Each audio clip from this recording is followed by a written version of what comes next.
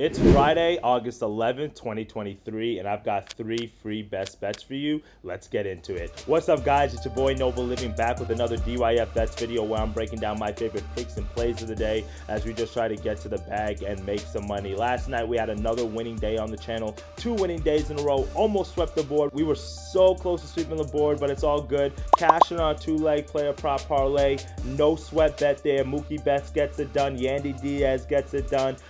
Freeman gets a double so we can get over the 1.5 total bases. He also had 2 walks as well, so we were good there. We did lose on the Phillies and Nationals over 9. We had an opportunity, to get that game live, so that's another thing. If you don't like some totals sometimes, you might want to wait till the game starts. And if, like this matchup, if you got this game live, you could have gotten this thing at 4.5, 3.5, 5.5, and then both of these teams exploded in the 7th and 8th inning to get us 8 runs. We just needed 1 more run. Nationals had runners on the 2nd and 3rd base with 1 out, and they were not able to get those 2 runners home to push us over the total. You hate to see it, but listen, still winning day on the channel. Year-to-date record right here.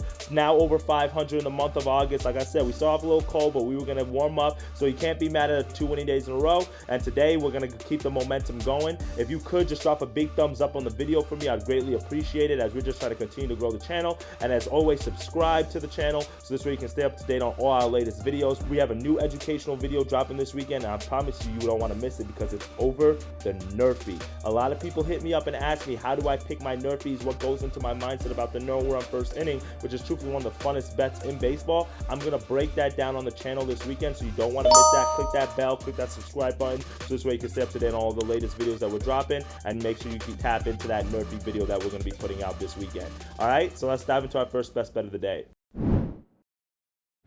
For our first best bet of the day, I'm going with a run line here, and I'm taking the Astros on the run line, plus 100 odds on pretty standard across the board. Bovada, FanDuel, DraftKings, they kind of have it around there. We've got Verlander on the mound for the Astros. We've got Reed Detmers on the mound for the Angels, and I think this is just a tough matchup for the Angels right here. I do not like this spot for them at all. And Justin Verlander, it's been an up and down year for him, especially with the Mets. I mean, he has some good starts and he has some bad starts. Really not what we're used to seeing from Verlander because he's pretty consistent over the years. He's got a 3.11 ERA, which is not the worst. And now that he's back on the Astros, he did not win his first start with them, which was the last game against the Yankees, but he did pitch well in that game. 7 innings he went, 2 earned runs, only 1 home run, so just like a bad pitch there. The Astros just didn't really back him up with any run support. They lost that game 3-1. So if you're keeping the game pretty low like that and you're able to go late into the game, 7 innings or so, I love to see that. Now on the other side, Reed Detmers has been in terrible form in all honesty. He's got a 4.78 ERA. In his last start against the Mariners, he went 4 innings, gave up 9 hits, 7 earned runs, and 3 home runs. And truthfully, I think this is an Astros team that's a lot better than the Mariners, and their lineup is a lot deeper. So that's a big point of concern for me.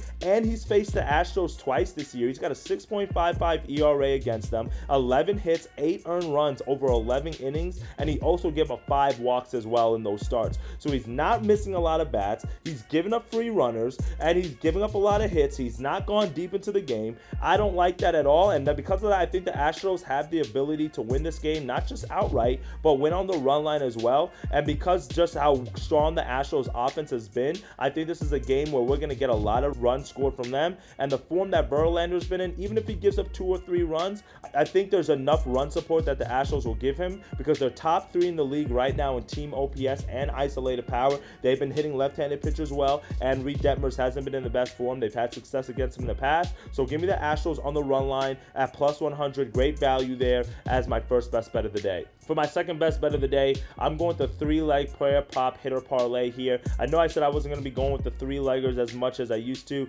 but some of these odds values are just not there, or some of the pairings I don't like it to do minus 140s on 2 teams. So I might as well add 1 more leg and lay a little bit less money on it. I'm taking OZZIE ALBIES to get 1 hit, Jose Altuve to get 1 hit, and MAIKEL CARCIA to get 1 hit. All 3 of these guys have been in excellent form lately, are on hit streaks right now, and I think that they should be able to keep the momentum going today. You parlay all those 3, you get to plus 130 odds on FanDuel, so you can't beat that. OZZIE ALBIES, he's currently on a 9-game hit streak. He's batting .324 over the last 7 games. He's had at least 5 at-bats in 6 of the last 7 games, so a lot of volume. And then he's got a good pitching matchup as well. He's facing Miguel, who's given up 10.54 hits per 9 innings, so that's a pretty high hit rate. great. And ALBIES right there in the top of that lineup for the Braves has been really consistent, and that's really why the Braves has been scoring a ton of runs. You know what I mean? It's tough for a pitcher to have to go from Acuna to ALBIES to Riley to Olsen. I mean, that's a lot. So even if you get like the first guy, the second guy is coming up, and even if you get the second guy, you the third guy, and then like I said, you're getting 5 at-bats in a start. That's really tough to go against. So I think ALBIES should be able to keep that hit streak going today. So let's get him to get 1 hit. And then Jose Altuve, he's been a DYF all-star for us, cashing in. We've taken him several times on our hitter parlays. He's currently on a 12-game hit streak. He's batting over 400 in the last 7 games and over the last 15 games. So you love to see that. Currently on a 12-game hit streak himself, and he's had success against Reed Detmers in the past, batting 300 against him with 1 home run in 12 plate appearances. So I love to see the fact that, you know, he's had success against his previous pitcher. And if you want to take him on an individual HRR line, feel free to do that as well, as he scored 1 run in 17 of the last 20 games. So he's been consistently getting on base. I think 1 hit today from Altuve is very possible to keep that hit streak going. And the final last guy that I need to get 1 hit is MAIKEL Garcia, and he's currently on a 14-game hit streak for the Royals. And this is a guy who's really turned it around. He started off the year a little rough. He's only batting like 250 on the year, or even over the last 7 games or so. But he's been able to get 1 hit when the Royals have really needed. This is an offense that's really turned it around. We saw that in that Fenway series against the Red Sox. He's batting .312 at home, so you love to see that. And he's got a really good pitching matchup with Adam Wainwright, the old veteran. It's time for him to retire. His last year, 14.25 hits per 9 innings Wainwright is given up. And at Garcia, with that hit streak, there's no reason why he should not be able to get a hit today. So give me Garcia to get a hit, Altuve to get a hit, ALBIES to get a hit. Parlay all 3 of those together, plus 130. If you want to do a 2-teamer, feel free to be my guest. You know, but I think the 3 legs right there are really solid. And there's some other hitters out there that you guys might want to look at as well. Acuna has been hitting the bat really well. Obviously, Freddie Freeman. There's another guy that you could take a look at. Yandy Diaz, Mookie Betts. These are all guys, Cody Bellinger, that have been on hit streaks that I think that if you want to kind of play around with some of them, don't sleep on these hitter parlays. They've been really consistent for us on these channels, and I hope that you're taking advantage of it and using it to make some money. For my last and third best bet of the day, I'm going with a player prop, and I'm taking Andrew Abbott over 16.5 outs, minus 135 on DraftKings. And Andrew Abbott is taking on the Pirates today, and this is another big game for the Reds, as right now they find themselves 2.5 games behind the Brewers for the NL Central lead, and tied with the Cubs for second in the NL Central. So that means that there's a wild card spot up for grabs here, and this is a very big opportunity against a Pirates team that's 1, not really good, 2, really out of the playoff race, and 3, you just can't really drop games like this at this point in the season, because every game matters, especially for these teams that are fighting for playoff position. Now, Andrew Abbott's had some good moments this season, and he's had some low moments. Right now, as a rookie, he's kind of going through one of those low moments. He's been giving up several runs lately, and that's one of the reasons why I'm not really convinced on taking the Reds straight on the money line right now, or just taking them outright. But I do think that he can go deep into this game, because he's consistently been going deep in a lot of his starts. In his 12 starts this year, he's pitched at least 6 innings 8 times, and has gone over this total of 16.5 outs, which means that you have to pitch 5 2/3 innings. He's done that 10 times in the 12 starts, so that's pretty good consistency right now. And this is not Pirates team, even though they scored a lot of runs in their last series against the Braves, I don't think they're that much of a threat when it comes down to scoring a ton of runs. They're in the bottom 10 in the league in runs per game over the past month or so, so I don't think they're going to be able to score too many runs off of Abbott that's going to like run him out of the game. The biggest point of concern that's going to get Abbott out of this game for me is his control. He's been struggling with his control of late, giving up a lot of walks. He gave up 5 walks in his last start, and then he gave up 3 walks to start before that.